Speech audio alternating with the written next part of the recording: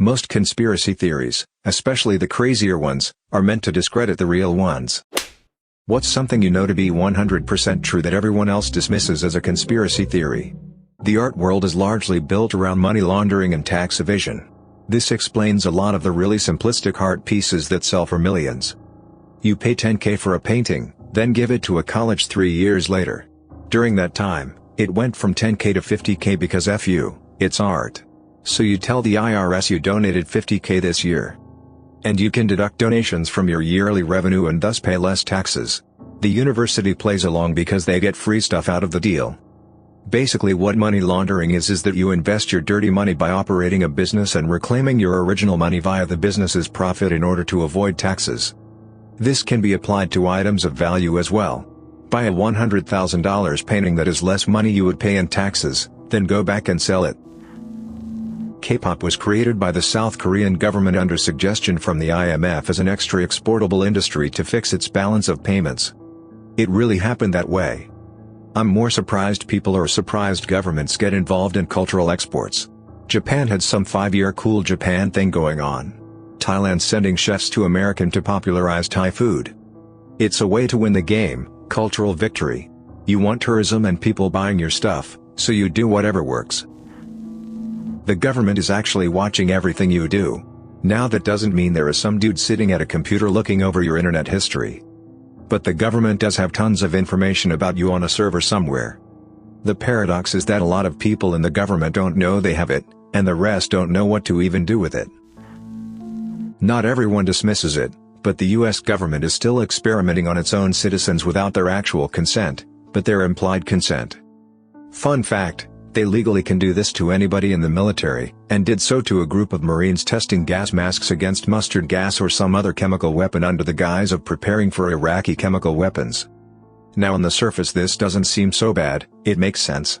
However, the guys suffered varying degrees of damage, and the doctors who treated them were, according to a few whistleblowers, ordered to remain silent, mostly due to the fact the doctors noticed that the injuries were not those of mustard gas, but a different chemical weapon. This happened in 2002 or 2003 I think, and a handful of the men died, with many more passing away a year or two later. I wish I currently had the source I got this from, but it's long since disappeared. Michael Jordan's first retirement was an unofficial suspension for betting on basketball. Not to forget the other part of the theory, that James Jordan was murdered due to his son's gambling debts. Not saying I necessarily believe it, but there's that part as well. Some agencies can turn on the microphone and relay the audio of most phones, even when you turn them off. Assuming you cannot remove the battery. This is why the president's phone as well as some other secure devices are supposed to have the microphones removed, and then have one plugged in when it's going to be in use. Previous presidents have begrudgingly accepted this practice. When retail employees go check in the back, they're actually just checking their social media for 5 minutes. If I tell you that we are out but you insist that I go check, I'll take a glance around and then stand around for a while, because hey, I know we're out. If I were to say that we're probably out, and offer to go look for you, then I'll definitely move boxes and check, and you'll maybe get lucky. Comes down to when we get shipments, how often something's requested, and how friendly you are about it. Flood insurance rates are a cycle to churn properties for big banks. We're in the very beginning of the bank accumulating property phase now. It goes like this. Flood insurance is cheap. Waterfront, flood zone, property values go up.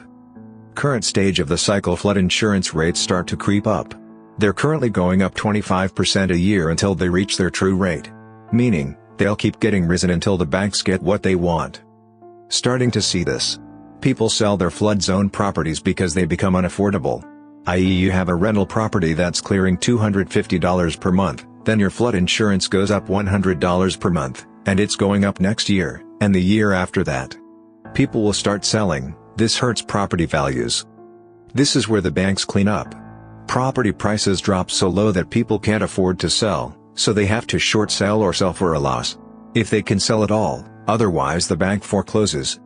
The bottom falls out of the market and prices plummet because insurance rates are too high.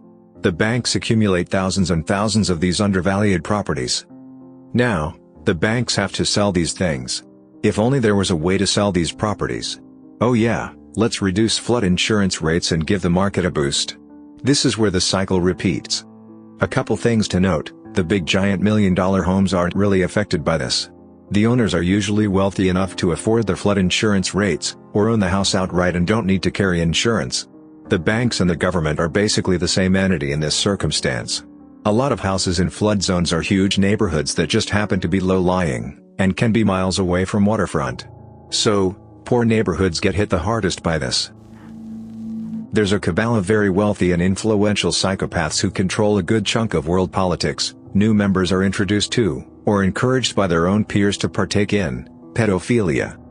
They end up doing that not just because they may be bored with their lives or enjoy hurting children, but also because this team-building exercise in the guise of underage sex parties allows their friends to get compromising material on them. It is an initiation ritual aimed at building trust between everybody involved. If, almost, every member of the cabal has dirt on everybody else, then they surely won't rat each other out. This might also explain why Epstein got disposed of despite having been placed under police custody. Most conspiracy theories, especially the crazier ones, are meant to discredit the real ones. I've heard that the military encourages UFO conspiracies surrounding Area 51, because it's a testing site for experimental aircraft, and they'd prefer the rumors that spread around Area 51 to be complete lunacy about aliens rather than credible sightings of top-secret experimental stealth bombers or whatever. But I've only really heard this as rumors, never really seen any hard proof. The only reason why we are still in the Middle East is to harden our military so that if we go to war with another nation our troops have battle experience. I think this is what Russia is doing with Ukraine now too. Not to forget money. As the biggest weapons exporter in the world, we create a ton of weapons and war is very good business for arms dealers. Luckily for them, they sell to our military and have a lot of control over our government. Also, having a military presence in a place with lots of oil means you can try to stabilize prices and create stronger relationships with the people who control the oil.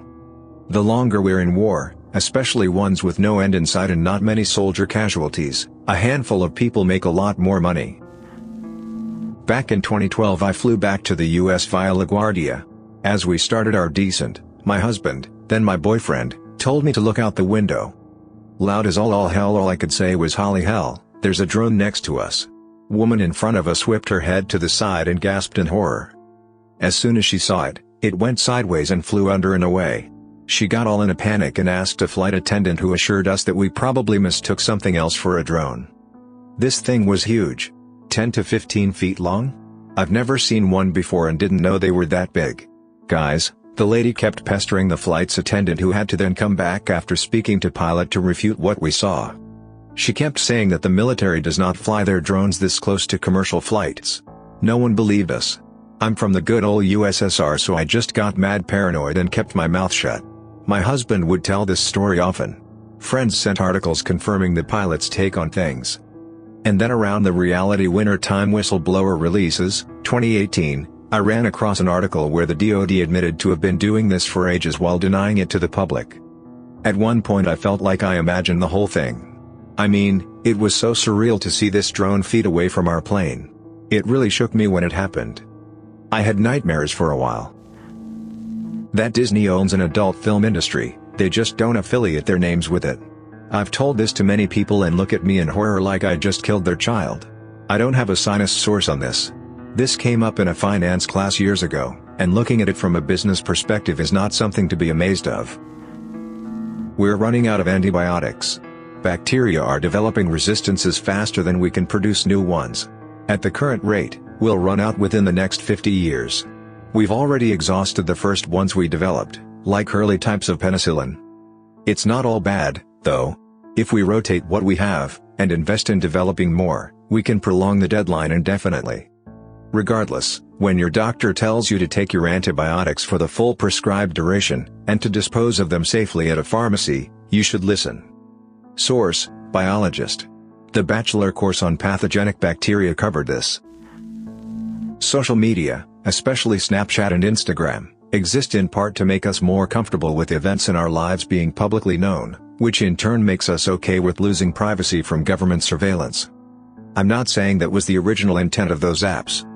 I'm saying that in their current form they tacitly encourage people to be comfortable with being watched and having their lives recorded. The government basically encourages this because it suits them.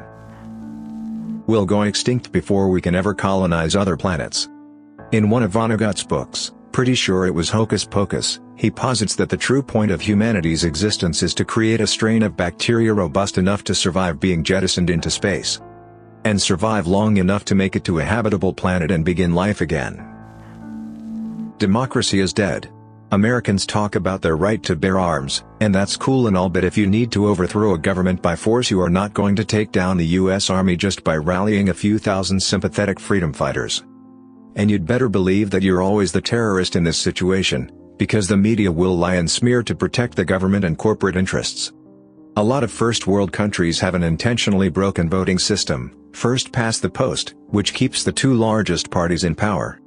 This means that if people vote for the best party for the job, their vote goes to waste, so they often vote for a much worse party that aligns with them on more issues than the other choice. This in turn further entrenches the two-party system. Two parties means fewer people to bribe when you need policies passed or blocked. There is an element of voting with your wallet here, in the sense that the more you line the pockets of politicians, the more your vote on an issue counts. And it's only the ultra-rich and large corporations that have this kind of money in the first place.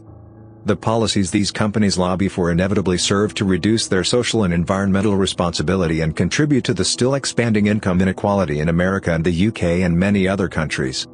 Unelected corporations are effectively setting your laws, and that is why they suck so much, and that is why every president or prime minister seems to do next to nothing for actual progress regardless of which of the two parties they belong to. But sure, you have a vote which you can use to elect one of two corporatist puppets, and you have a gun which you can use to rise up, except you won't, and if you tried you'd be killed on the spot. That's not democracy, that's democracy theater. In the UK, we tried to change the voting system to one that would allow people to vote for their favorite party first and then rank other parties by order of preference, but it got shot down after a vote was called and the majority voted no. It seemed like all it took to convince most people to vote no, was for the media to say, "Don't do it, it will just end up voting the Lib Dems in."